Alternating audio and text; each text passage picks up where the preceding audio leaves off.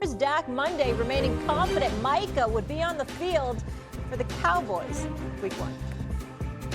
I've got confidence. I've told y'all that well way back when. And I'm just going off of experience, honestly. No different than mine, so I've got confidence in that. Just hoping, which I know he is, he's ready to play. All right, is this the beginning of the end of the Dak era in Dallas, Cam?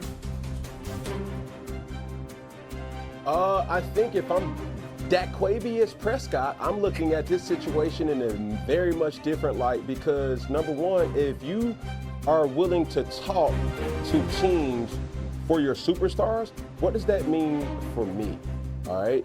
And there's not a team that has more leverage than the Dallas Cowboys with having these picks that they can use at their disposal to acquire different talent.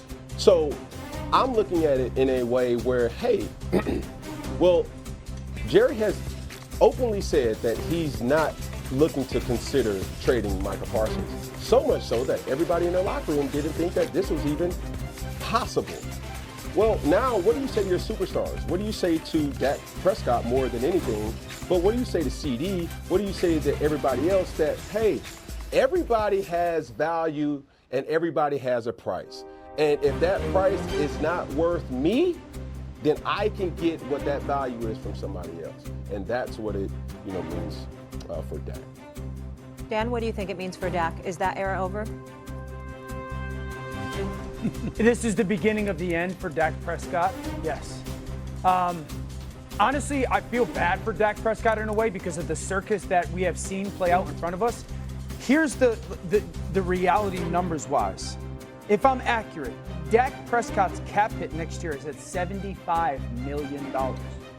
In 2027, he's at $68 million, and then 28 seasons.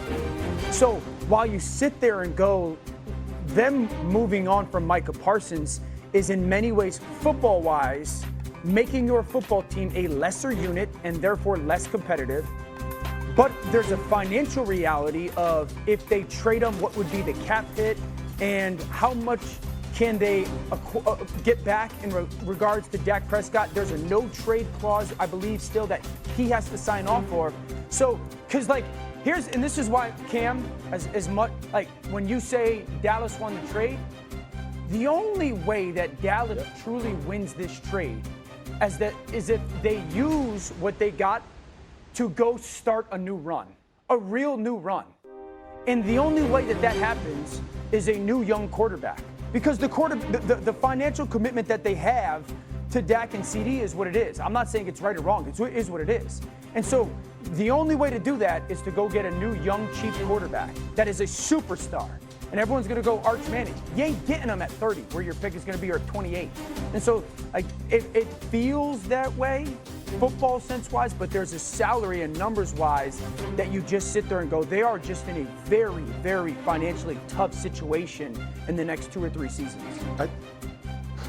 Go ahead, Cam. I'll let you go before I chime in. Real quick, and it's funny. Yeah, it's funny how history, repeats itself. We've seen this happen for both franchises. The Dallas Cowboys with the Herschel Walker trade, right? And then you have the Green Bay situation where they acquire a guy like Reggie White, right? I think when you say who really won, only time will tell realistically on both sides here. So when I'm looking at a Dallas situation, you can pretty much get a worst case scenario. You can get a new quarterback because what are you willing to offer? You can offer up to 4 draft picks to get a franchise quarterback with that situation, and that's why I will be fearful if I'm Dak Prescott, right? Because if you do not play well, then you're pretty much going to be disposable for anybody else to be acquired for Dallas. I just want to say to America, I think this conversation is very, very cute. I really, really do. It really, really is. It touches me. It really, really does. What Dak era? Whatever. Nah, don't be. Whatever. Did we just not, I'm sorry, Dan, did you just not sit on national television and say that Micah Parsons was the best player in the franchise? Oh, he was. Yeah, he's the best player, right? So he was there over the last 4 or 5 years, right? Last 4 years. He wasn't even the best player on the team. I know that he got the highest salary. You understand? I mean, do you know, Cam, that the first 4 years of Dak Prescott's career, the brother didn't miss a damn game and made close to $5 million. But since that time, he's missed nearly 40% of his games, and he's collected over $260 million. This is what we're talking about with Dak Prescott here. It takes, and you would know, sir, Cam, because you know you played in the Super Bowl, you know what I'm saying? Y'all had the #1 seed, right? Correct me if my math, because I want to make sure my math is math, all right? I just want to make sure I'm clear. Don't you have to win a divisional playoff game and a conference championship game to get to the Super Bowl? That's 2, right? Yes, sir. And if you're a wild card team, 8-3, yes, sir, before to get to the Super Bowl, right? This brother is entering his 10th year. He got a total of 2 playoff wins. Dak Prescott era? What era? It's the Jerry Jones era. Let me tell you why it's the Jerry Jones era right here, okay? And I know we got to get ready to go to break, but damn it to the producers, hold on. I got something to say. Now, I got some numbers here, right? Do y'all know, Dallas is worth $13 billion, right? You know, $2.5 billion more than the second place team, the Los Angeles Rams, right? Cowboys are the NFL's most valuable team for the 19th straight year. Oh, by the way, they collected $800 million in purely local revenue just last year. Did you know that? I did not. This is the truth, right? Oh, by the way, estimated revenue, $1.2 billion in 2024, almost $500 million more than any other team. And oh, by the way, last but not least, operating income of $630 million. Dallas made more in profits than 19 teams made in total revenue last year. Big Cam, this is who we talking about. So if it ain't Micah, then it's Jerry. What? Dak Prescott era. What era? What is it? You tell me what I just gave you facts. Okay. I gave you facts. All right. Okay. Now he's 30 games over 500 as a starting quarterback. That's an error. During the regular season. There's an error During the regular season. 2 playoff victories, though. I'm sorry. Is it just me? So, Dan, Is you're it just saying me? it's the beginning of the end of the Dak era, and Stephen A. still waiting for the Dak era to start. Come on now. Yeah. Come on now. Just They want to make won sure we're all as clear. many games as anybody in the regular season. for years. You know what? Yeah, The regular season award. You guys- Is that what we're doing now? Never hand Molly, right? I know. Yeah, the That's what Dallas we're doing Cowboys now. are going to be a threat. There's only about 7 or 8 In the teams regular left. season. All right, we got to leave it there. Coming up. He has been covering the Packers for us forever.